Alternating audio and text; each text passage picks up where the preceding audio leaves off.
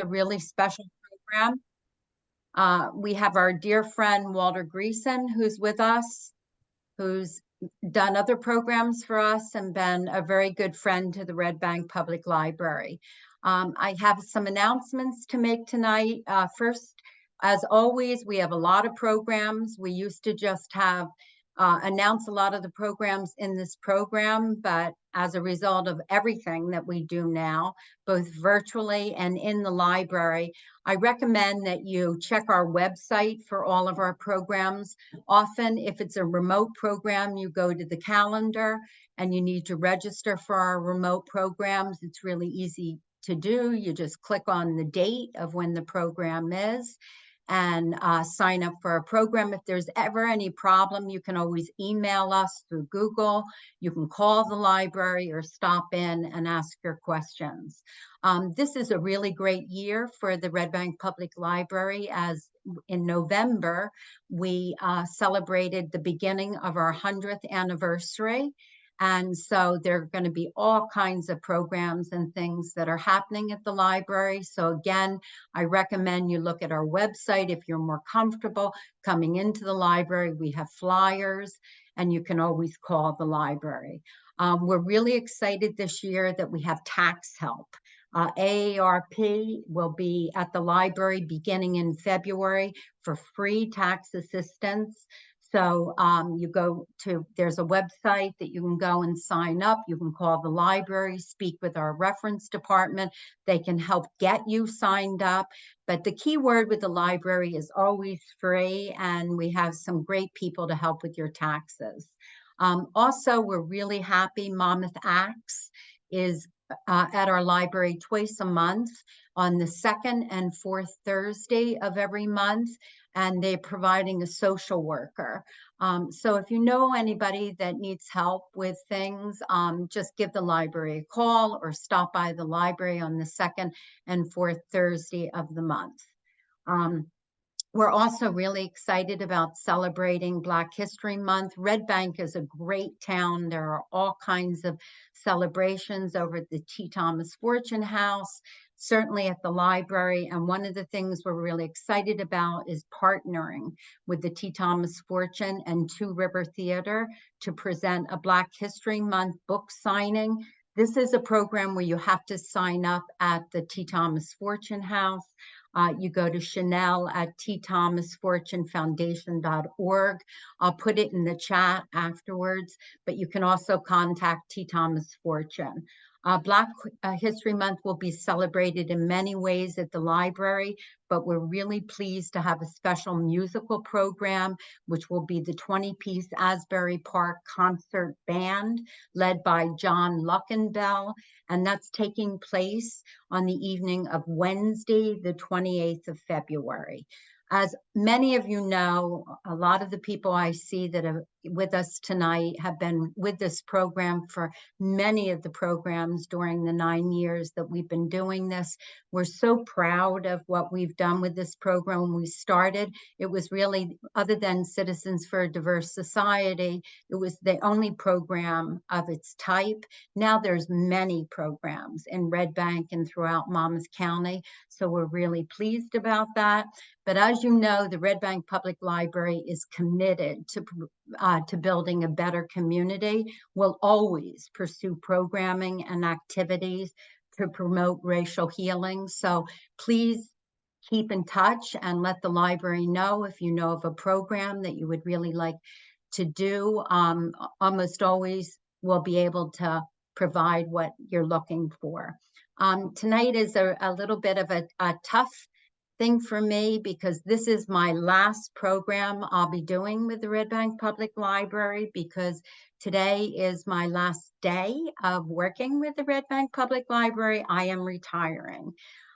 So that does not mean that Let's Talk About Race is going to end.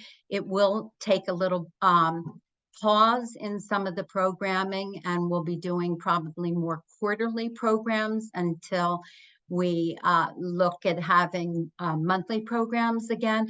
But there will be a program in April on housing, And we're also really hoping that the library can do an international food festival, which those who know me know I've been trying to do for years. And it will be in conjunction with the 100th anniversary and also with Let's Talk About Race. So please, anybody that wants to contribute, let Patty know or let Eleni know. Eleni is our director. And I'm going to, in a minute, introduce her, and she can tell you a little bit more. We're also hoping to do a program, a special election program, which will certainly be needed, which will be the end of October. I want to say a special thank you to Claire Phelps and Patty White and everyone who has participated in both presenting and participating in this program. This would never, ever have happened without all of you. And as you know, we've had leaders like Walter Greason and Gil Caldwell, Dale Caldwell, the late Tim Clark, too many people to ever enumerate. Kay Harris has done programs with us. Ray Gefkin has done programs. I can't mention everyone because we would use the whole program up by talking about all of those that have been with us. With that said, I'd like to introduce Eleni Glikas, and just to tell you a little bit about what's going on with the programming after tonight. Eleni? Hi, so I have the privilege of being the director of the Red Bank Public Library, and very sadly, today I have to say goodbye to Linda, who much deservedly is going to enjoy her retirement to our loss. For those of you who don't know, Linda has been a very big inspiration to me in the way we gave library services over at the Red Bank Public Library in my last 5-year tenure there, so she is going to be missed. I'm going to try to not cry on camera. So I'll be taking over and working with Patty and Claire on Let's Talk About Race, going until we find someone who can replace Linda, which will be impossible. We are going to hold quarterly programs, and we are going to be holding a multicultural festival that celebrates the diversity of our great community in Red Bank. We'll feature food and other cultural acts and community partnerships. If you want to be involved in that, feel free to reach out to me. You can either call the library or I believe my email is somewhere on our website, or it's just admin@redbanklibrary.org. That's much easier. And we look forward to having you guys continue with all the work that we're doing at the library. And like Linda said, if there's anything you want us to present, let me know. And if we can fit it into our calendar and our schedule, we will go ahead and do that. I believe I'm passing it over now to Patty White. Hi, thank you, Eleni and Linda. In a minute, Claire is going to introduce Walter, who many of you actually know. And I really just wanted to remind everybody, although we're all pretty much getting it after nearly 4 years of working with Zoom, remember to mute yourself if you're not speaking. Feel free to keep your camera on or off, whichever. And if Linda, Claire, and I will be keeping an eye on the chat during the presentation as well as afterwards. If you would like to either ask a question or make a comment, please just line yourself up in the chat or use the virtual hand icon. We can't necessarily see every face on the screen to do a hand signal like that. And then before we hear from Claire, I just wanted to say that while the library is looking for a replacement for Linda, and while we're pausing the programs to quarterly or so, Claire Phelps and I would like to try to continue to at least have a Zoom conversation monthly on the same last Wednesday of the month. So not necessarily with a program or presenter, but just to keep the flow going and keep everyone engaged, and you'll hear more about that. And thank you, Claire. Okay, thank you so much, Patty. Welcome everyone to our wonderful program this evening. I'd like to introduce Dr. Walter Greason. He's the DeWitt Wallace Professor in the Department of History at Macalester College. and he's the preeminent historian of Afrofuturism, the Black Speculative Arts and digital economies in the world today. He was named one of today's Black history makers by the Philadelphia Daily News. He's written more than 100 academic articles and essays. His work has appeared on Huffington Post, NPR, and The Atlantic, among other popular professional and scholarly journals. He's also the author, editor, and contributor to 18 books, including Suburban Erasure, The Land Speaks, Cities Imagined, Illmatic Consequences, and the Black Reparations Project. From 2007 to 2012, Dr. Greason was an advisor to Building One America, the coalition that designed the American Recovery and Reinvestment Act of 2009. He also served as the founding president of the T. Thomas Fortune Foundation that saved the National Historic Landmark that was dedicated to T. Thomas Fortune.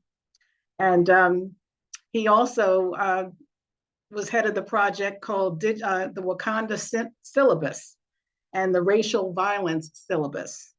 He produced global responses of that in the last 6 years. His work in historic preservation and virtual reality continues to inspire new research around the world. He currently writes about the racial wealth gap and the patterns of economic globalization. Dr. Greason is currently serving as a special consultant to the Institute for the Study of Global Racial Justice at Rutgers, the New Brunswick campus, New Jersey. And we welcome Dr. Greason this evening. Thank you so much, Claire, Patty, Linda. You all are treasures. You have led not just Red Bank, not just New Jersey, but the nation in doing this vital work of how we connect and begin to understand each other across social divisions that persist over decades and centuries. So thank you up front for everything you do. It is a great honor to be here on the occasion of Linda's retirement. And so I hope to engage in a very, very pointed conversation that comes out of really the last couple years of work that I've done, traveling the country, confronting terrified teachers, principals, superintendents, school boards that are under assault from political organizations attempting to ban books and attempting to limit resources for our educational system. And so at the heart of this, and what really motivated me today, was an attack on 3 university presidents led by the House of Representatives in December that has led to the resignation of the presidents at the University of Pennsylvania and at Harvard University, and continuing pressure against the Massachusetts Institute of Technology, as well as a just campaign to terrorize and to undermine education as a common good across American society. And so the topic for me tonight is the systematic destruction of Black leadership, that this work basically opens the door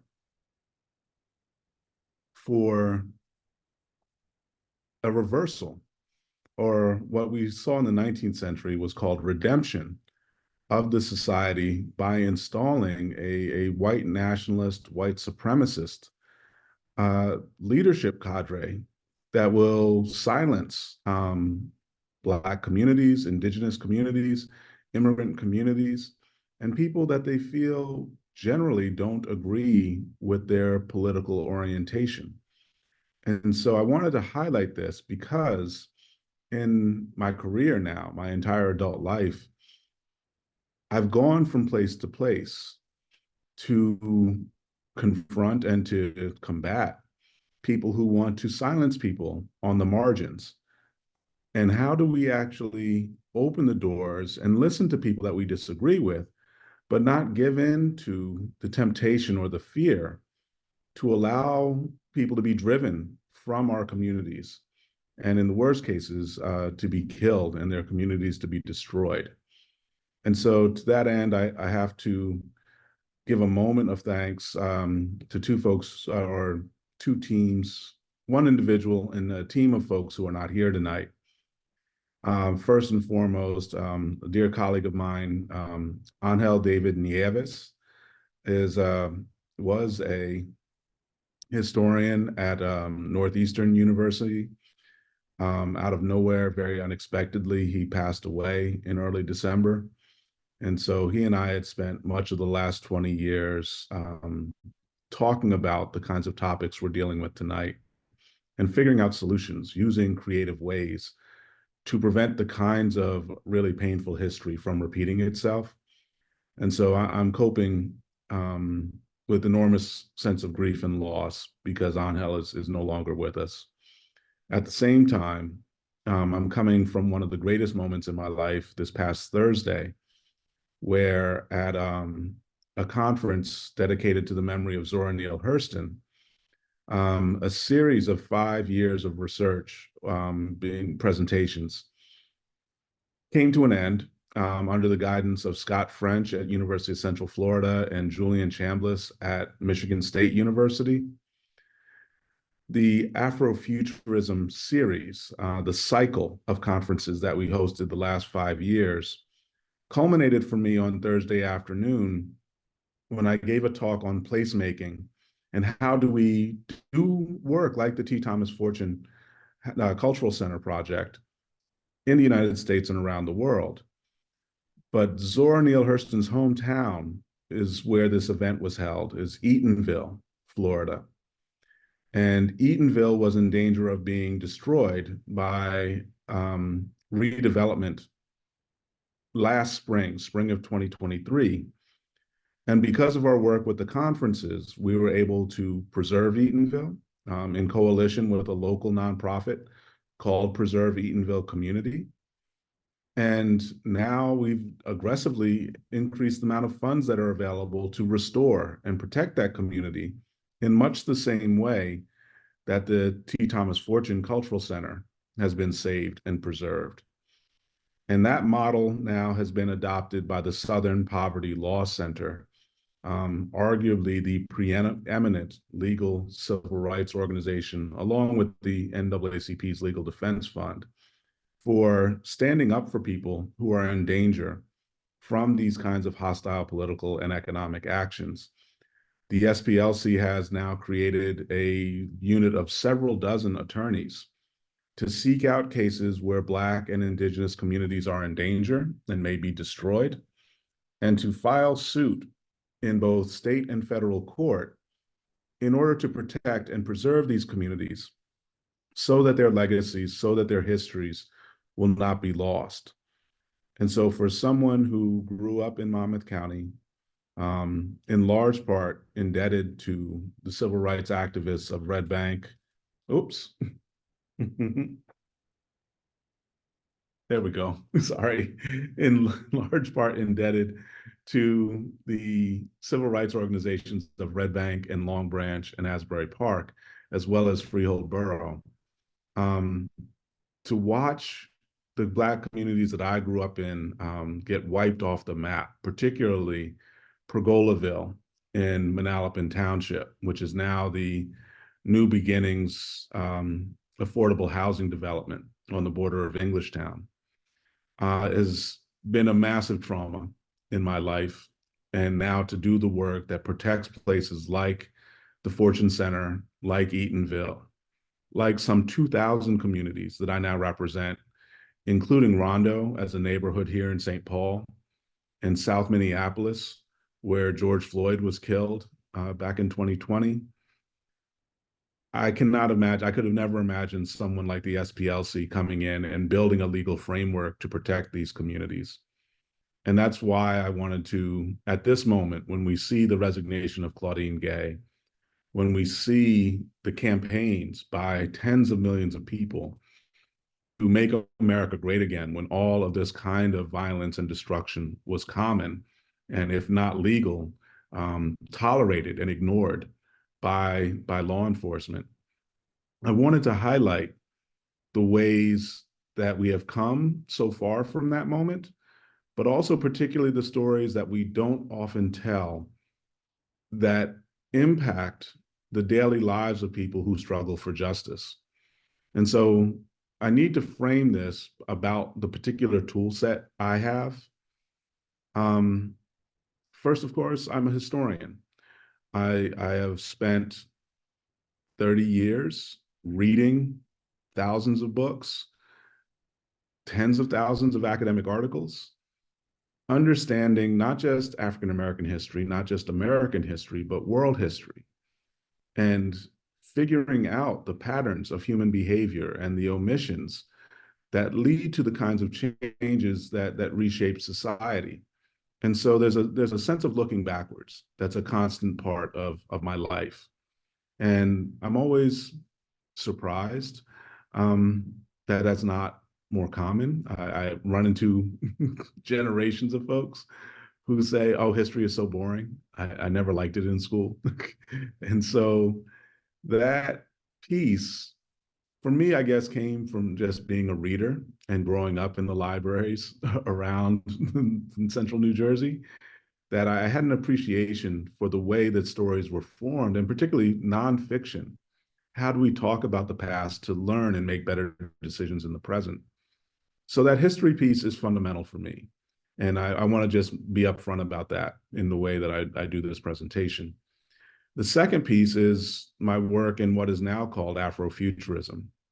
So I had a very unusual set of circumstances that introduced me to computer science before I was a teenager, and largely tied to Bell Labs and to Fort Monmouth. A lot of the technicians and scientists who worked there were my teachers in learning how to think like what we call coders today. And so that work shaped my ideas about what history was and how we put it to use. But it wasn't really until 2015, about 20 years after the word Afrofuturism was invented, that people began to use it popularly. And so I had spent like 25 years thinking about science fiction, the idea of race in science fiction, particularly Black science fiction like Samuel Delany and Octavia Butler, and in particular, writing my own Black science fiction stories, being published by Stanford as a fiction writer in 1997 and 2001 before I ever became a historian. And so Afrofuturism is this other, decidedly unhistorical approach to the way I see the world. And so I spent about 7 years from 2001 to 2008 working with the writers at Marvel Comics and experimenting with ideas that would take hold in the Black Panther comic book. And so the idea of where the Black Panther lived, where his stories took place, the idea of Wakanda was just as I was leaving Afrofuturism, kind of the signature transition for me into being a full-time professional historian, is that I studied and applied what I had learned in historical analysis to shaping what this fictional country would be like.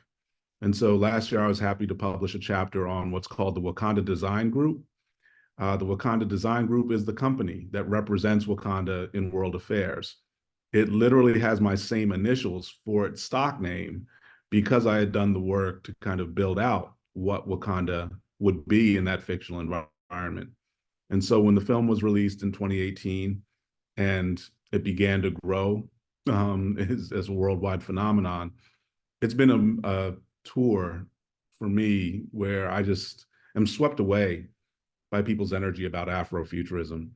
And so that work is the other piece that shapes what I'm about to tell you all, is that I'm constantly looking backwards at history and looking forward to the future to think about the way we have a better society, often in the model of what we do here with Let's Talk About Race.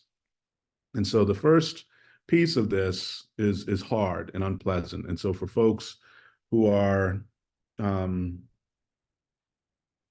not ready to jump into some really difficult material about some bloody history, I would say probably mute or step away for a couple minutes while I go through this. This is the section of the presentation titled Racial Violence and Terrorism. We don't tell these stories and we allow a lot of misconceptions to take hold. And so I started down this path in the mid-1990s, My initial dissertation topic, before my parents were hurt in a car accident in 1997, was a comparative study of racial violence in the United States and South Africa. And so I spent about 2 years gathering this enormous body of literature about how do people defend slavery and Jim Crow? Like, there's going to be resistance. People want to escape. How do you actually enforce it? What is the bottom line? And it's often not a judicial process. It's a really brutal and savage, barbaric way of forcing social compliance. And what I found was that there was a lot of stuff written on racial slavery in both places, generally in world history, but there was much less written about segregation. And so I started pressing on this idea of, why don't we understand segregation in more detail? Why don't we explore it as a historical phenomenon in greater depth? And at that point, the standard really focused on two categories of segregation: was de jure segregation, legal segregation, and de facto segregation, segregation by custom or habit. And it was astonishing to me because there were so many different varieties of segregation that had very specific components to them, that those two distinctions did not capture the historical phenomenon.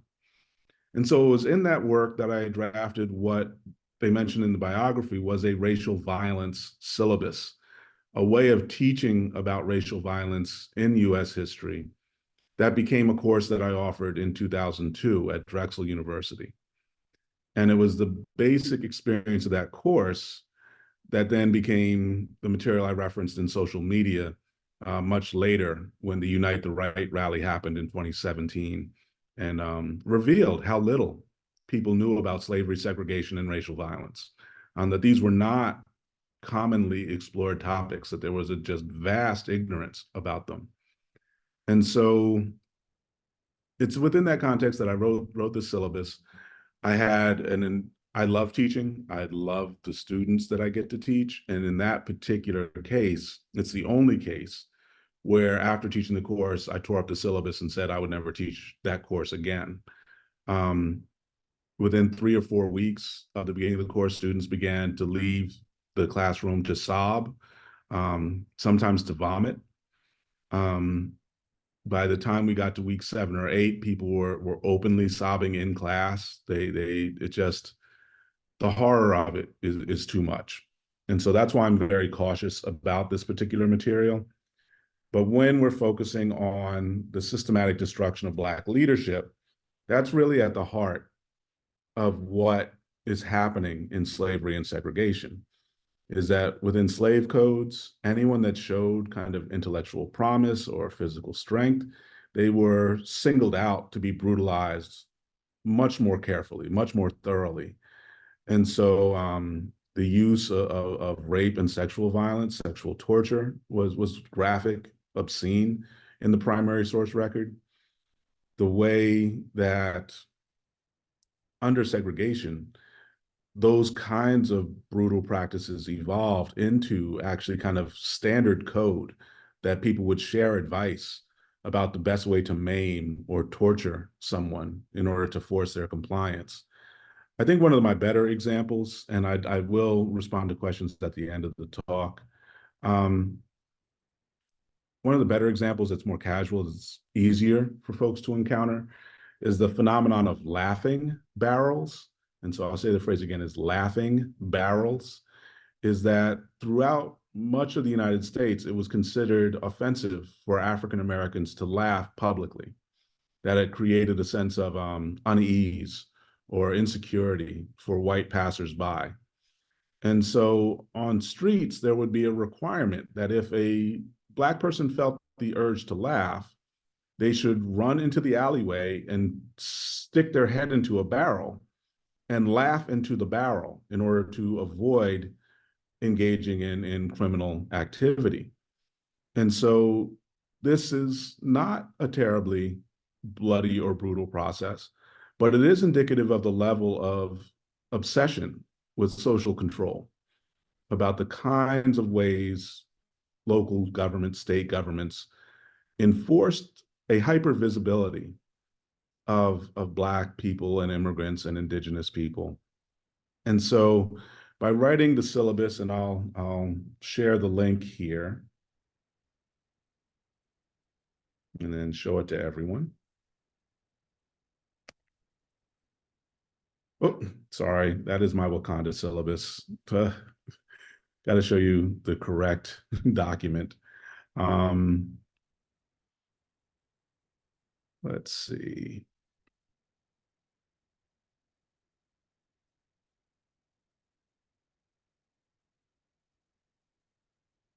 Yeah. All right. So my racial violence material is under a separate research guide, but it offers much more detail about the history. And so, in sharing the screen, yeah.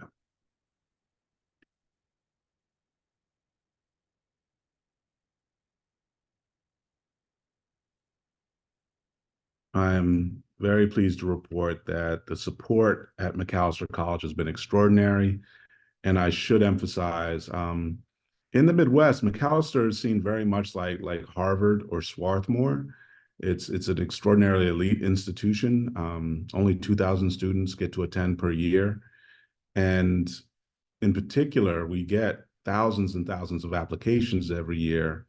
It's a place that was chartered to work with the United Nations. And so there's a massive international student population. And the thing it struggles with is actually doing the kind of work we're doing tonight of teaching African-American history, teaching the relationship between the struggle for civil and human rights and the way that we see democracy and the struggle for freedom in the world. And so this was put under the heading of my Black Music, Black History class, but you can look through the various subheadings that show different pieces of the way violence evolves. And so I came to it because in the wake of the Los Angeles riots after the beating of Rodney King, there was a narrative for almost 20 years that riots in American history were poor people, Black people, people of color, destroying white people's property. And that's completely false. Those things do happen. They're called commodity riots, but they are vastly outnumbered by the number of events where white populations attack and destroy and murder dozens, if not hundreds, of people of color across American history in each instance. The major set of incidents that people tend to ignore is the Red Summer of 1919, where you had several dozen cities explode in violence to destroy Black communities. And so that history stretches back to the 1820s in Ohio and Pennsylvania, even in Philadelphia in the late 1830s. And we don't teach people that story. We actively ignore it. And it was this kind of teaching about the racial violence syllabus that have shaped projects like Stamped from the Beginning by Ibram Kendi, How to Be an Anti-Racist by Ibram Kendi, the 1619 Project by Nicole Hannah-Jones. That's the root of the controversy, is to teach the actual history of violence and how social control is maintained. And so it's within that setting that my book about Monmouth County emerged and really stands within this discussion about the critical race theory, about diversity, equity, and inclusion.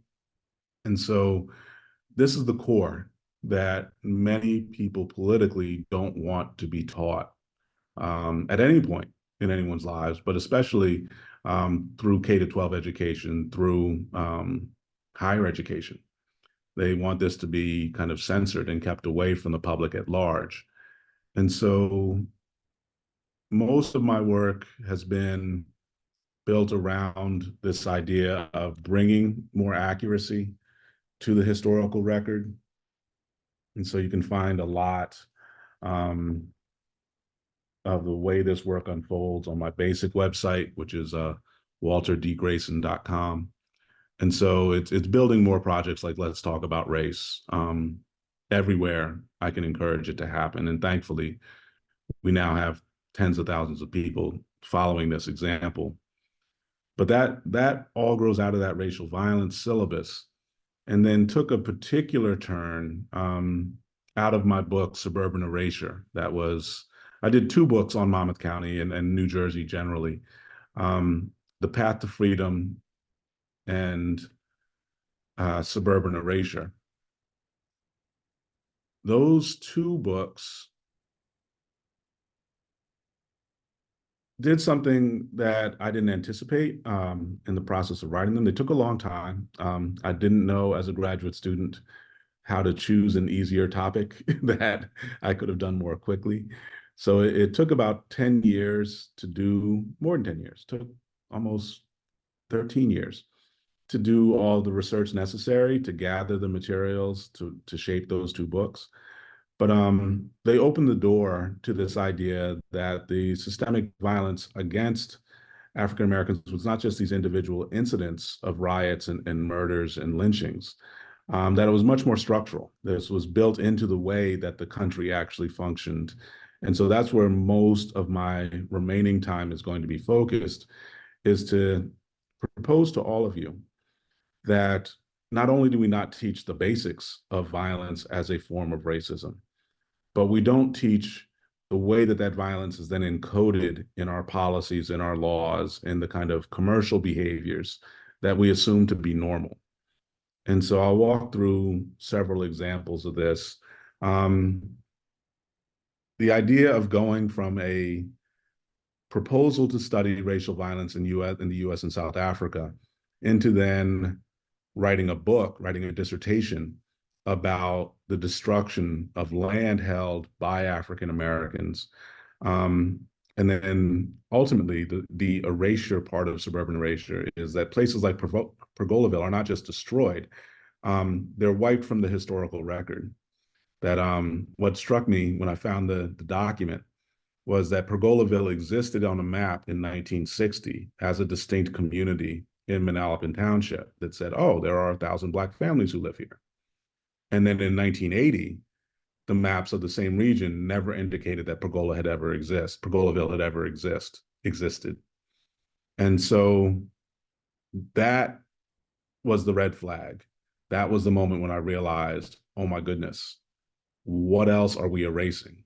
What else are we removing from the record because we find it unworthy of preservation, because we want to avert our eyes and see something else that we find more pleasant, less offensive. So that's what drove me to this recent experience with the Zora Festival and the Afrofuturism Conference, and what I'm calling the placemaking tradition in African American history. And bear with me for a moment. This seems like it's moving away from where we were going, but we will circle back.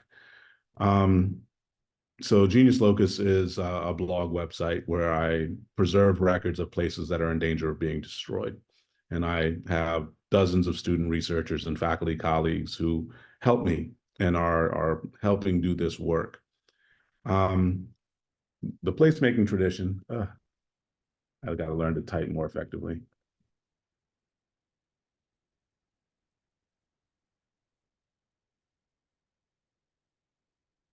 There we go. That's better. I started doing this in Path to Freedom, where I looked at, as people migrated from place to place, how did they begin to build community? And so it's pretty formulaic, especially in 19th, early 20th century. They build churches. They create minor road networks to support where residences, where people's homes will be. And then they build schools. It's kind of a quick 3-step process that happens over and over and over again. And then out of those churches and schools, the next generation is able to build small businesses. They're able to put together civil rights organizations, cultural organizations to preserve their heritage. And then ultimately over time, normally 40, 50, 60 years, those buildings, those places provide the basis for institutional growth. How do they form places like libraries and police stations and city halls? How do they preserve their perspectives on the way their families and communities can evolve? And so this happens for African American communities between 1870 and 1950, especially if you look right in the backyard in Red Bank. Like there's an enormous effort on the west side of Red Bank where there's still, you can find 5, 6 Black churches founded in this period that built a really unique civil rights tradition. That process runs into a buzzsaw once Brown versus Board happens, and once we begin to see the passage of federal civil rights law. And so the real gift of suburban erasure is to show not only is this kind of persistent racial hostility true in the South or the Midwest, but in the places that we consider most liberal, most open, that there's this effort to maintain segregation, and it does it by dismantling Black institutions, Black organizations, and then through rioting and violence, dismantling the population that actually created that infrastructure. And so that's the core of the first half of what I'm going to walk through for you, that there is, in fact, this placemaking tradition, but it's also eliminated. It's also constantly eroded and wiped away by the surrounding social and political forces and the economic forces from outside of those communities. And so there are two theoretical constructs that people use when they talk about what happens in American society, that there's a widely discussed phenomenon of creative destruction, that in order to create something new and better, you have to destroy something older and outmoded. This is all through business and real estate literature. There's a less known formulation that comes out of this kind of study that talks about destructive creation. How are we basically wiping away things that are valuable because it's easier, because it's faster, and that we're not paying attention to what's lost? And this is enormously true in Indigenous history, and to a lesser extent true in African American and immigrant history. But I point at a number of examples from the early 20th century that reinforce this dynamic. And Claire, thank you so much for putting a piece in about Tinton Falls. And yeah, like these are the stories we need much more of. And as much as I can build good teams and get lots of people involved, there's not enough of us. We don't have the capacity to do really what needs to be done. But when you look at the case of Timothy Thomas Fortune, this is a man who wrote speeches for Booker T. Washington, who built multiple networks of political and economic organizing in the 1880s, 1890s, and the 1910s. And for most people, they had never heard his name until the process started to restore his home there in Red Bank. And it took a decade to move people to realize the value of what Fortune's life represented. And we're still in a space where the center is not safe, where we need to build more resources into it so that it isn't lost, so it remains a monument to the idea of human freedom here in New Jersey. On the opposite side of the spectrum, that's not as productive as what we were able to do with the Fortune Center, is the story of Jesse Washington. Jesse Washington was the victim of the largest recorded lynching in North American history. Some 30,000 people attended this event, took pictures of him being killed, his dead body. This took place in Western Texas. And the brutal details of his death are significant. But more so is the fact that it shaped a ritual of violence that became a rite of passage for white families in the region and really nationwide, that as young men were growing older and beginning to think about their own independence, lynchings like those of Jesse Washington became the rite of passage for them to say, you'll have to do this too. You'll have to kill the people who are unacceptable, who violate the norms, who actually are a threat to the idea of an American, read white American society. And so that the way that it's written about in Western Texas is horrific. They make postcards. They send long tributes talking about their joy at having participated in the violence. And so you have some 5,000 people killed by lynching alone between 1880 and 1950, culminating really with the lynching of Emmett Till in 1954. And that is a hallmark. It's not an aberration. That is a piece of how social order was maintained. When I wrote the racial violence syllabus, the single most graphic event that people still struggle to deal with is the 1918 lynching of Mary Turner. And again, for folks who don't grapple with these things well, Mary Turner is in Georgia. Her husband is a political activist trying to organize for Black freedom. She stands with him, doesn't turn him over. And so she is chased and ultimately killed by a lynch mob. But in being lynched, she's pregnant. And the lynch mob cuts the baby from her and stomps the child to death before she dies. And so this is when I say the barbarism and the savagery of this knows no bounds.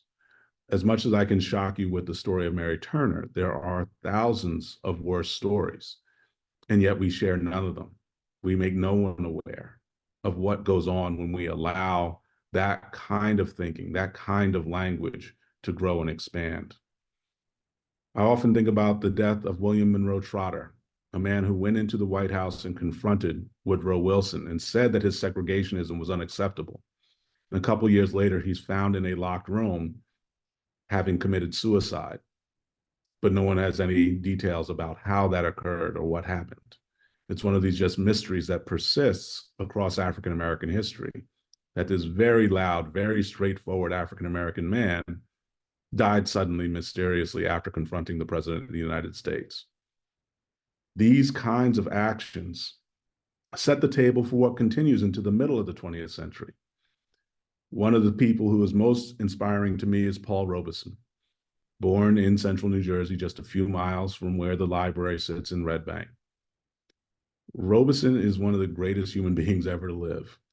This man, as an athlete, as an attorney, as a singer, as an actor, absolutely transformed world culture between 1920 and 1950.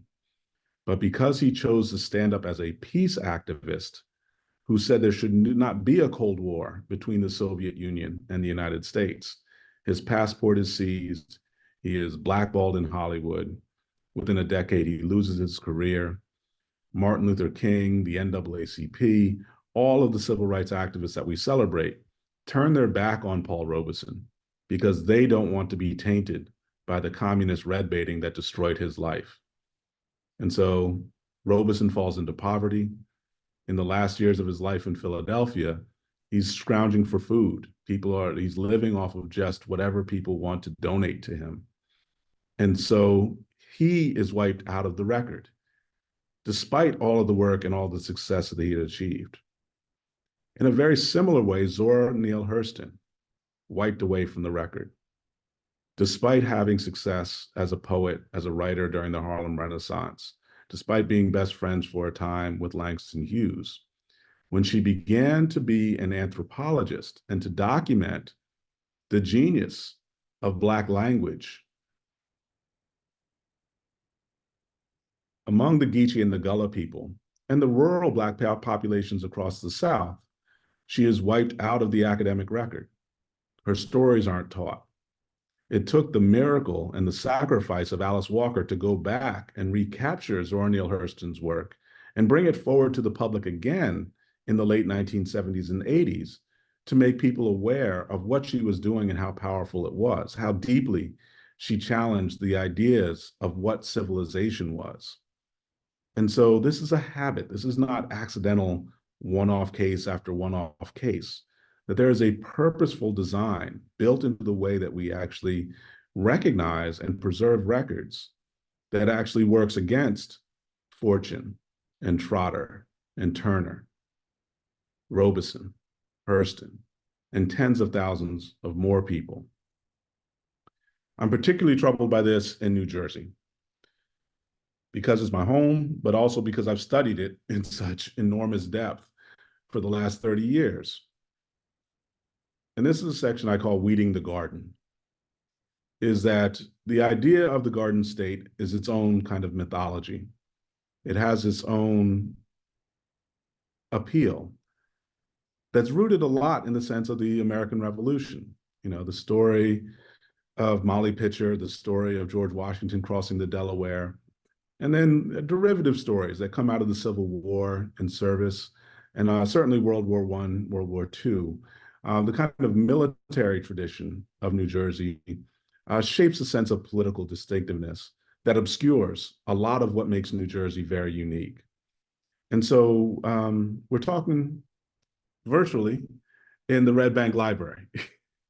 And I think a lot about a place like Middletown. Middletown is an enormously significant place, just huge amounts of local history for people to tap into. We've only scratched the surface. We've barely scratched the surface of starting to get at what happens in Middletown.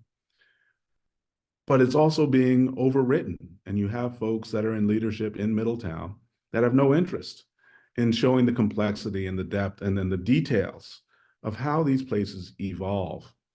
I see this also in Edison, New Jersey. Edison as a district has done enormous damage to try and reinforce boundaries and barriers about what is acceptable, what can be taught and what can be taught.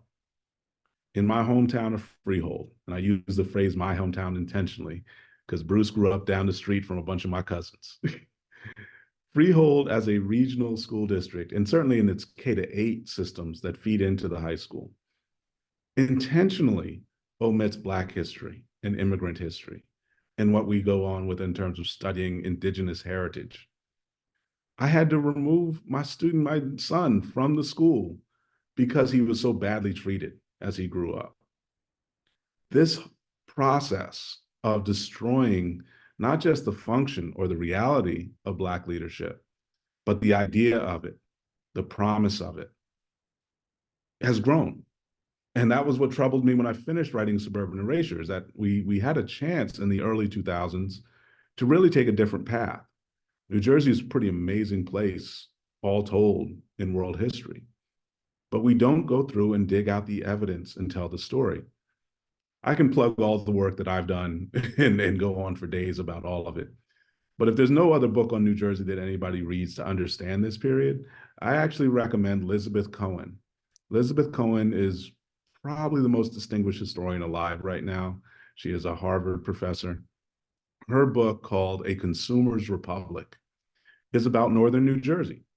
And it's about how the state changes coming out of World War II. Amazing book.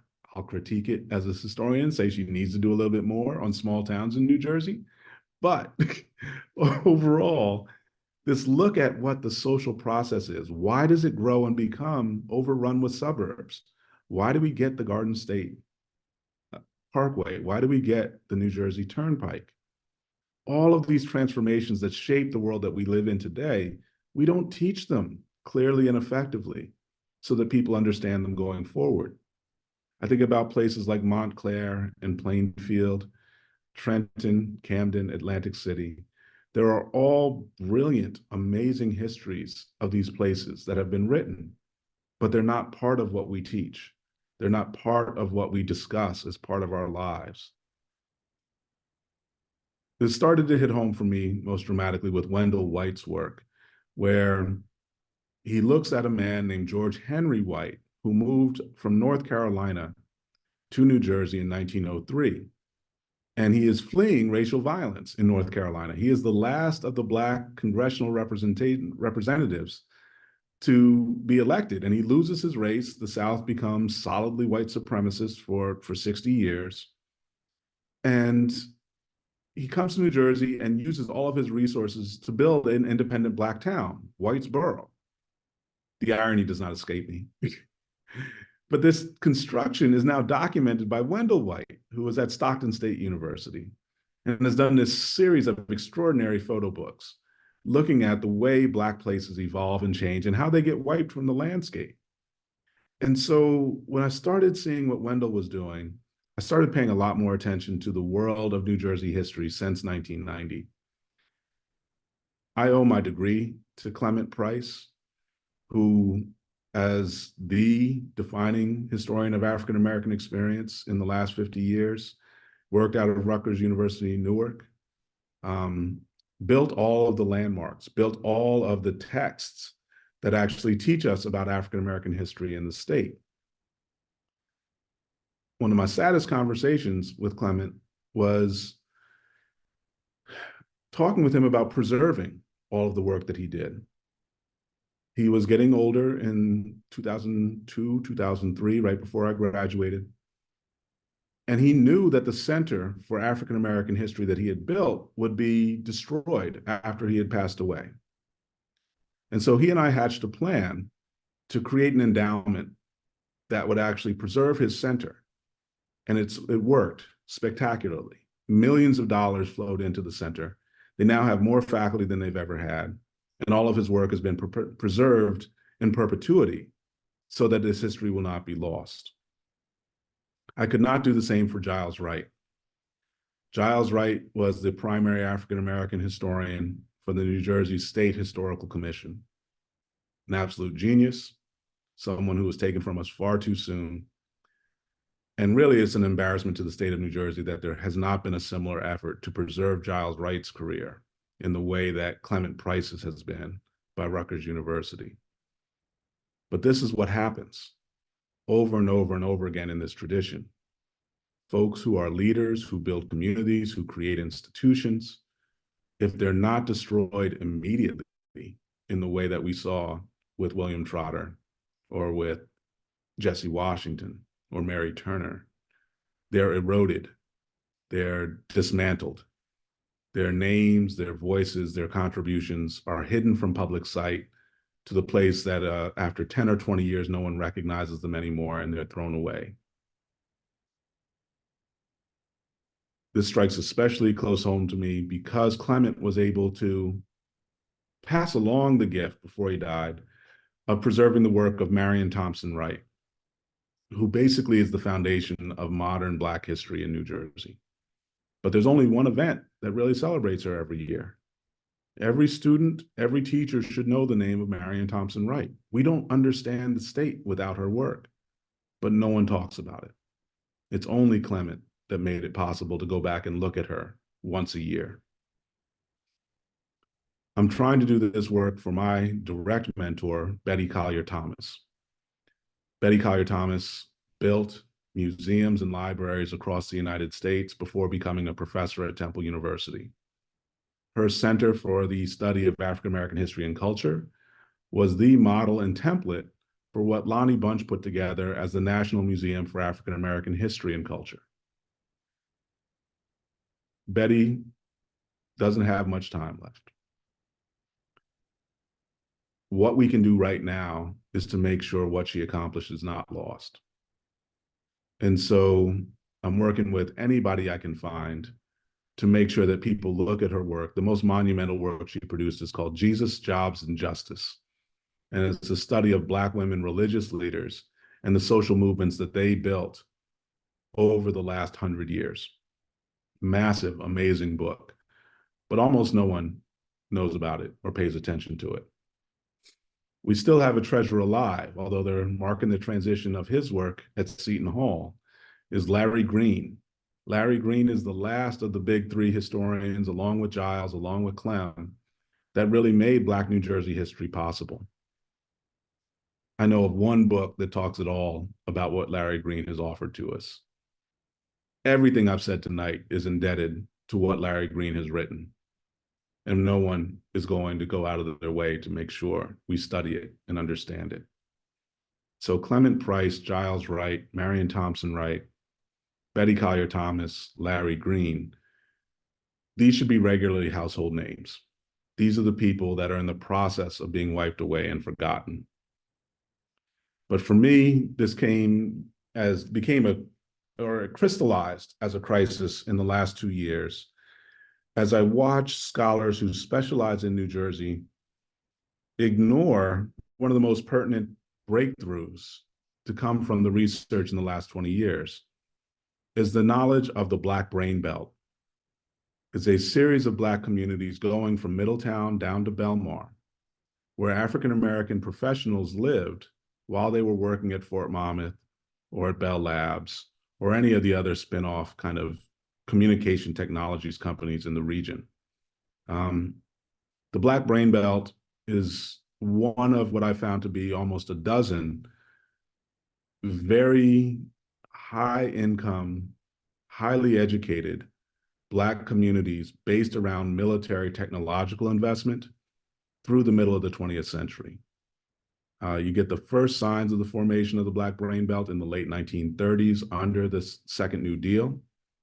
And then you see it mostly dismantled by the shift of military spending to the Sunbelt South, to, well, in our case, it's Annapolis, Maryland, but also to Charlotte, North Carolina, to Houston, Texas, to Phoenix, Arizona.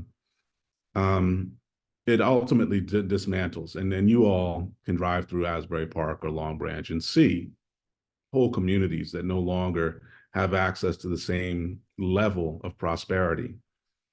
But that Black Brain Belt and the story that we don't get to share because we don't teach it, came to the fore for me with a man named Walter McAfee. Walter McAfee was African-American who was one of the first long-term faculty at Monmouth University from like 1958 to 1973. Electrical engineering professor, but he was mainly someone who worked on communications technologies for Central Command at Fort Monmouth. And so this adjunct position that he had at the college at that point was just something he did on the side. When I say he's a hidden figure, that's an understatement. Walter McAfee was a mathematical genius. What he did for the US military was to calculate the relative speed of the moon in comparison to its rotation around the Earth in order to test, could we bounce a radio signal off the moon and receive it back on Earth in a way that could be decoded and understood? He does that in the late 1940s, 1946, 1947. President Dwight Eisenhower in 1951 creates an entirely new category of top secret information because of the breakthrough of what McAfee's science had done. It's considered classified until 2015 because it is so sensitive. The fact that we're talking on Zoom, the fact that we have internet technologies that bounce off of satellites, all of that is a product of what the military called Project Diana, was Walter McAfee's gift of how the science makes a new age possible. And he's just one of the scientists. Chester Anderson worked on vocal recognition software so that we can actually speak and the computer will type. There are dozens and dozens of these scientists who lived in our communities, and we have none of their history. And so, in particular in Red Bank, where we celebrate the lives of so many dignitaries, but especially the medical traditions that came out of the clinics. And we see this history of Black medicine that is just coming to the fore.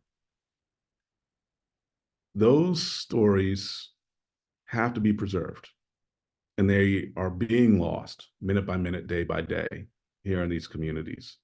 Is what we emphasize at the Fortune Center as the effort to create these exhibits that make sure these stories are told. But I'm most concerned because there's a group called the Red Bank Men's Club that basically made all of this work possible for me to study.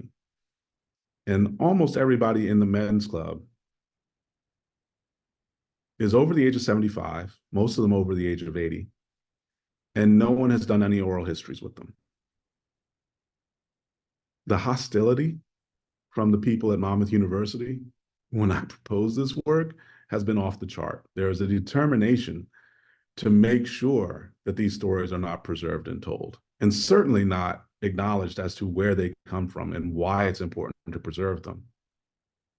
And so that's where I wanted to close tonight, is that it's not just about the problems within our law enforcement system and the way immigration policing happens in Monmouth County and devastating ways that we're trying to ban books or to keep people from learning different materials. that it's got to go deeper than that, particularly in the context of the Red Bank Parton Public Library.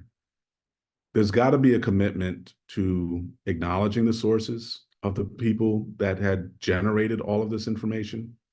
There's got to be a public commitment to citation and giving thanks to the people who bring these stories to the fore. And even so, just an acknowledgement. Even when there are people who write new books and come forward, they're not acknowledging that they've gotten this work from all these scholars who had come before. There's this effort to overwrite the people who had done the work. And so, pressing on that point, these things kill Black leadership. They kill Black leaders. I've almost died twice in the last 3 years fighting these battles, a heart attack and a stroke. Part of the reason why I want to get back to New Jersey so badly is because I need some place to not have to fight so hard every single day until I'm gone.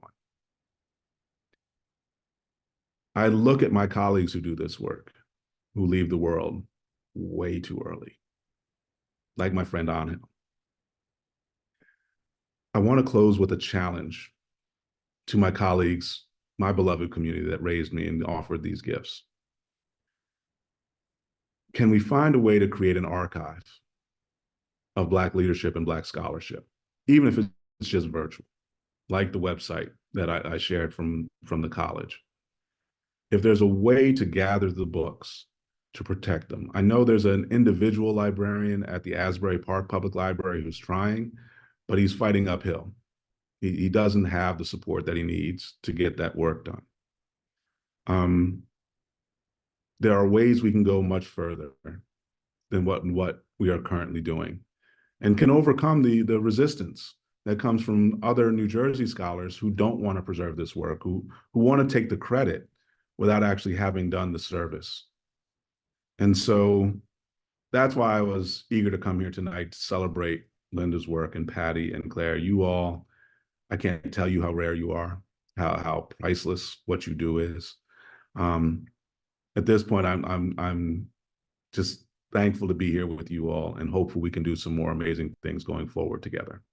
So at this point, questions, comments, thoughts about the kinds of process and ways we can do other things going forward together? And Sylvia, yes, thank you. Let's stay in touch. Walter, before we open it up to questions, I just want to say, if somehow you could get in touch with me about the Red Bank Men's Club moving forward. That's one of the projects that Barbara, our lead reference librarian, is working on, are oral histories, especially during the 100th year anniversary. So you have my text information, email me, whatever, but I want to move forward and see if maybe we could take the lead and talking with some of these people. Okay. I'm eager for it. Okay. Thank you. Great. Thank you. Questions? Okay. I think Molly Walker had her hand raised. I see that in the chat. Yeah, hi, Walter.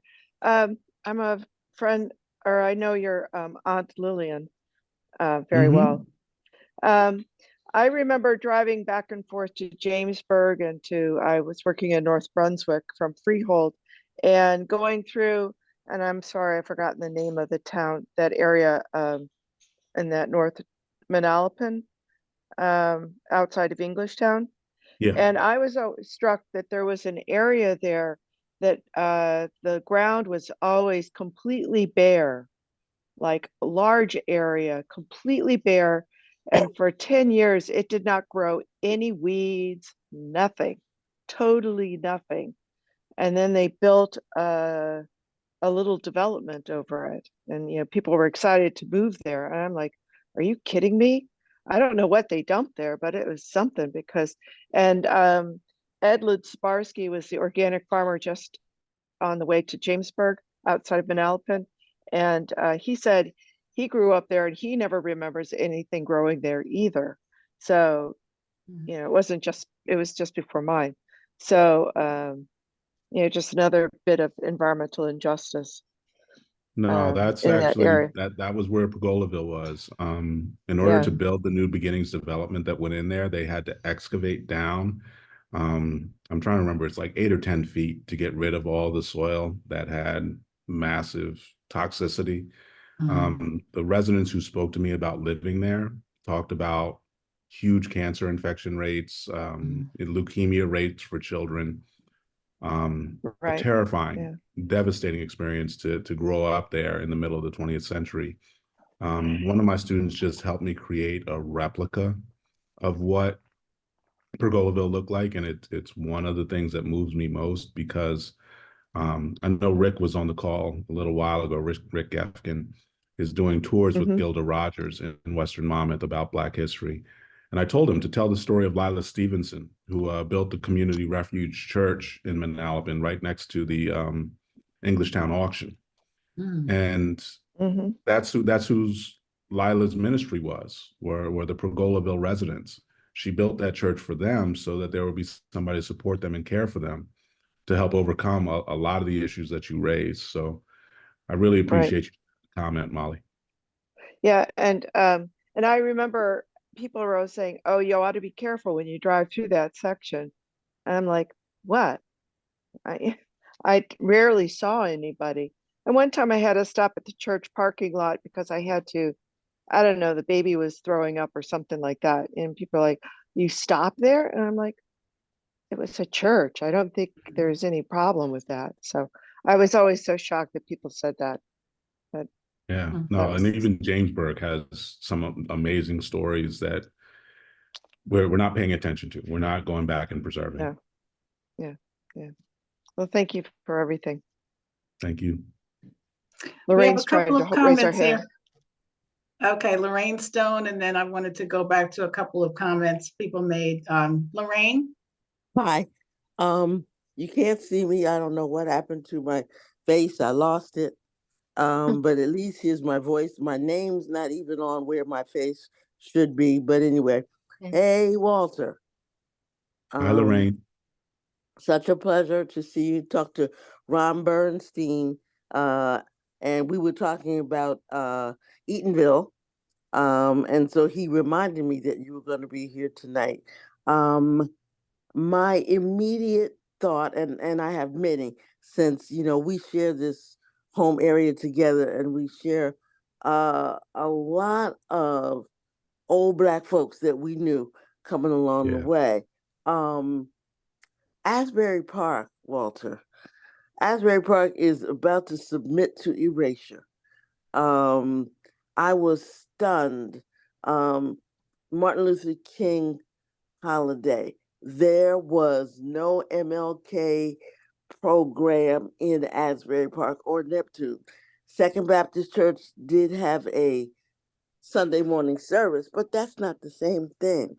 And what that said to me was, okay, we have to think about who is now running Asbury Park, who has the reins and what they want to do. And certainly what they want to do is not to hold up the power, the privilege, the wonderful work that has been done by African Americans. And that can start with Martin Luther King and just go right on down to us. But I see Asbury Park slipping away. It's very painful. As part of the Asbury Park Museum, I don't know if Kay Harris made it, but she and I and the other members, and Rick Gefkin is on the auxiliary. We're working, but man, it's slipping away. Thank you so much. Yes, we would love you to come back to New Jersey. love you so much, Lorraine. Thank you for everything you continue to do. I share just horror at the notion of Asbury Park abandoning the kind of civil rights work. Someone I didn't mention is Madonna Carter Jackson and her books on the West Side Story. Yes. Again, essential, absolutely essential for everyone to read these texts and know these stories. And change is going to happen. And I've written a lot about what goes on in Asbury. I know Monmouth University did a thing, an oral history piece called Paradoxical Paradise, But again, it was folks taking credit for work that they hadn't done and Right. just abetting the process of trying to push out the people who built what that community is.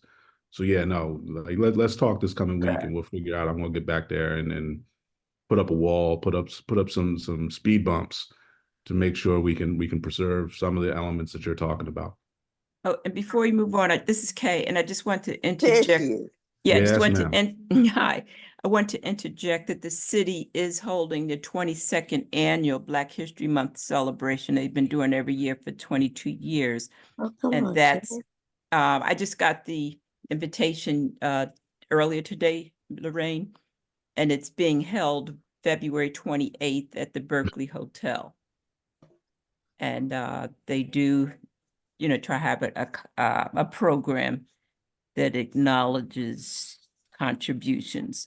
You know, of course, your point is well taken about MLK Day itself, but I just wanted to let you know that they do something in February. And also, I'm just sharing with everybody else in terms of the oral history projects. Lorraine and I did apply for oral history grant, which we should be hearing very shortly. And we are intending on capturing the stories from residents of the West Side. And we are also very cognizant that the older generation, they're not going to be here much longer. So, and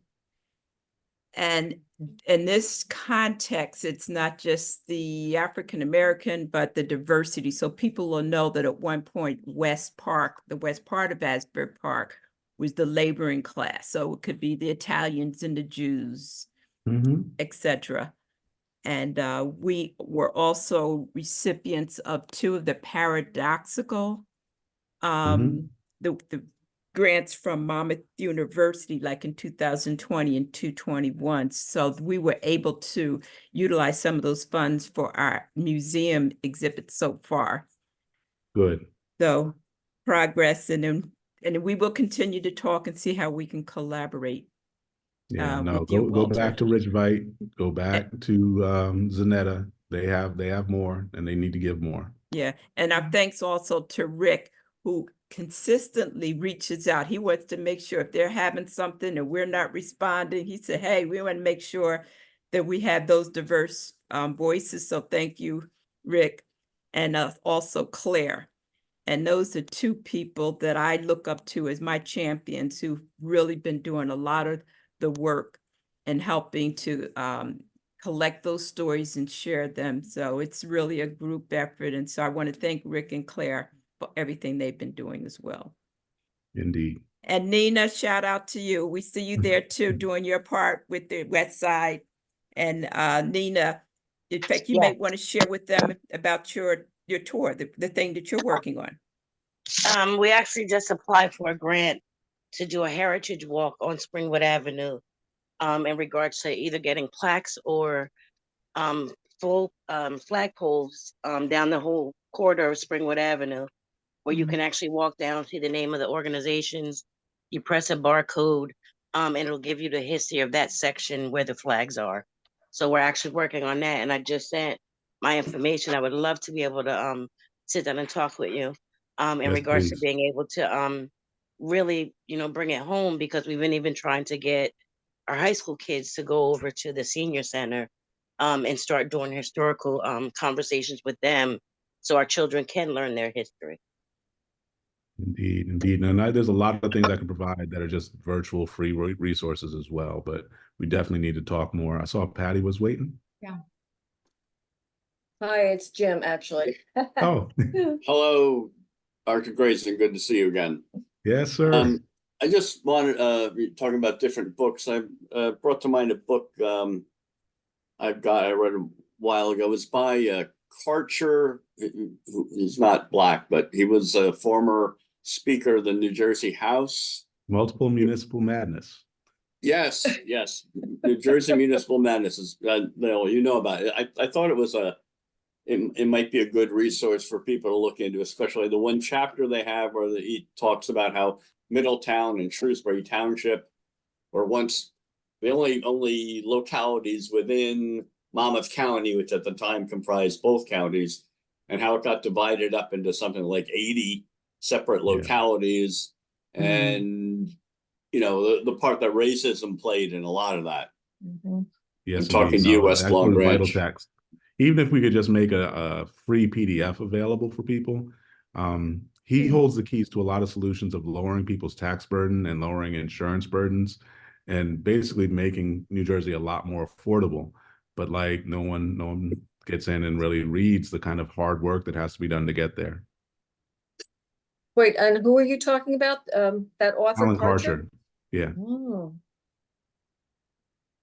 Oh. He's passed away though, hasn't he? Was he still Yeah, alive? no, but I'm just saying reading the book and kind of understanding what he's mhm. talking about. Yeah.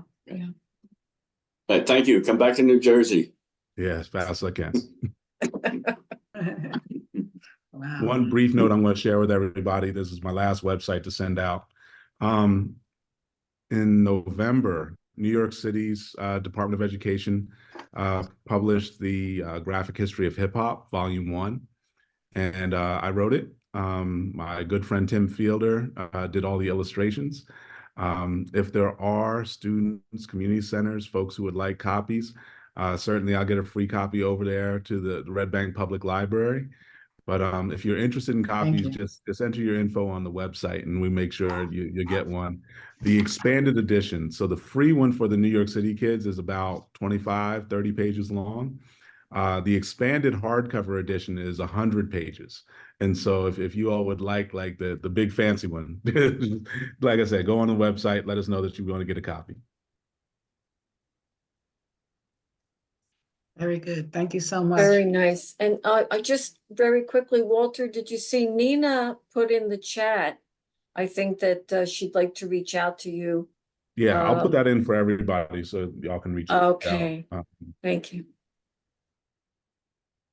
And Patty actually put a message in the chat about Walter McAfee. He's honored at the Info Age Museum in Wall, New Jersey. And she says it's an amazing center, and it's www.infoage.org.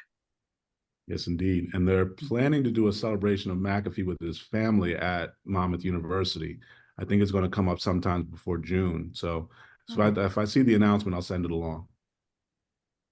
Okay, very good. Thank you. So Walter, what do you recommend that the audience do to prevent some of the things that are happening now to erase our true history? Follow your example. Be like Linda, number one. Listen to what Linda tells you to do to support this work continuing in the Red Bank Public Library. Stay in touch with Patty and Claire. Those are all top of the list. I really can't emphasize enough to you all the way of having the monthly conversation and building community around these topics is absolutely vital. For other folks who have been around New Jersey for some time, the kinds of scrapbooks that you have, the memories and things that you have collected over time are absolute treasures to historians. The reason why it took me so long to write Path to Freedom and Suburban Erasure was because I had to go to like 50 people's houses and do oral histories with them. And then they gave over photo albums, scrapbooks. Ermin Jones's collection, one of my biggest fights with New Jersey historians is people believe this book, 4th of July, Asbury Park, that talks about the riot in 1970. And it's like, oh, the kids were just violent. They just like spilled out into the street and started attacking the police. And it's completely false. Like Ermin Jones's records from the NAACP show that the Neptune Township school had installed police 2 years earlier to control the Black population. So those kids were getting beat up in the high school hallway for 2 years prior to that riot happening. Yet none of the historians write about that. None of them go and actually find the records and look up. I've sent them the citations publicly, and they refuse to pay attention to it. And so there's this kind of stuff where mythology takes root and it's just easy to kind of believe it. But preserving your records and then sharing them, particularly with a good library like the Red Bank Public Library, I will be flat. The folks at the headquarters, both Eastern and Western branch, they're a lot slower. They're a lot pickier about taking on hard stories. And But so local it libraries does are tremendous. it does wear you down, though. I mean, I'm sorry to hear about your health issues. I totally get that. Um, you know, you try to stay positive, you try to move forward, but for every step we take forward, it sometimes seems, especially right now, that we move so far backwards, and it gets discouraging. It is hard to keep going. And I'm sure it's a lot harder for people of color than it is for somebody that is white. But I as mean, it's white, just different. I'm not going to say harder because being white, people will judge you just the same way and come at you like, why would you ever say that? You have no interest yeah, in saying, yeah, you know the things people say when they don't like what they hear. yeah. That's true. But it is hard to keep struggling with the ignorance, and it wears you down. And if anything, we all need to be much stronger moving forward now. No, this is a big year. And Yeah. I do want to end on an optimistic note, is that despite all the kinds of barriers we face, going out and pulling people out to vote, to kind of go take action, especially in New Jersey, this is a huge year. And like I said, I work a good bit with the governor's office. There's a lot of amazing things we can do in New Jersey right now. I think it's the best opportunity we've had in probably 70 or 80 years to make New Jersey one of the best places to live for the rest of this century. Any other comments? Any other questions? I have a comment. First, I just wanted to thank Walter for this amazing, amazing program. My mind is just churning now, and I'm saying, well, where can I go? Should I go to other libraries and, research things, or go on the internet and look up, information to try to gather it? It's like we have a fire under us now. And I just wanted to say, on a related note, that over the weekend, I saw the movie Origin, that was based on the book Cast by Isabel Wilkerson, and it's a must-see. It's, powerful, hard to watch, but the information in it and just the way Ava DuVernay directed that movie independently is something that we all need to see. So I know we got two questions, but I'm going to give a special shout out to my best friend in high school, Tim Huck, and his son, Alex. Yes, Tim did dunk ferociously on me at his house in his backyard, back in Wall. And so, no, it's amazing to see y'all. I love y'all so much. Great to see you. And it looks like one other person, Eileen Kahn, has her hand up. Hi, thank you. My name is Eileen Kahn. I'm a resident of Fair Lawn, New Jersey. I am a member of the League of Women Voters of New Jersey. The State League is doing a reparations study. We obviously study topics before we take a position on them, and we know that the biggest lift is educating our over 800 members to fill in the blanks. But there has been some pushback, it's an understatement, about reparations. And I'm interested in your thoughts on reparations in New Jersey. Yeah, so I got to disclose up front, this is one of the ways that I am working with the New Jersey Institute for Social Justice. You are? Okay, good. I forget which so, committee. Are you on one of their, the council's committees? Yes, economic justice. There you go. Okay, I knew I recognized you. Yeah, in fact, our league executive director is on the government committee, and we're working very closely with them. The league is a coalition partner, but we still aren't outwardly advocating. But I have been paying attention to them trying to go town by town to get people to endorse it, and the legislation has been languishing for 2 years. So what do you think is the future of reparations, at least even the study? What do you think is going to happen? Yeah, so we're at a really amazing moment, and it is going to be dictated by the way the election cycle comes in the next 10 months, and even in the next year, because like you get the governor's elections, the state legislators end of 2025. But No, there's never been more momentum, and there's never been a stronger kind of financial argument for it. My particular research on the subject has really been about how we've crippled both state and national economies by maintaining segregation, and that the ability to grow a much more dynamic economy requires some level of reparations. I disagree with the primary advocate, who is my dear colleague, William Darity, who's at Duke. Darity basically pushes just for a national federal reparations platform. I believe in cumulative and all level reparations. They should be municipal, they should be county, they should be state, they should be multi-regional, they should be corporate, they should be national, and they should be transnational. There's the scale at which I've studied the economic impact of enslavement and segregation. It's not as brutal as studying kind of the violence inherent to the things I was talking about tonight. But if you understand the scales of way economies work, okay, I'll give you one really concrete example, because I talked about the SPLC finding this legal mechanism to restore people's land claims. I went out and built an economic model that looked forward from 2030 to 2150 to figure out if that legal structure is applied and how much land would be given back to people who were dispossessed, what would be the value of that total land award 100 years from now.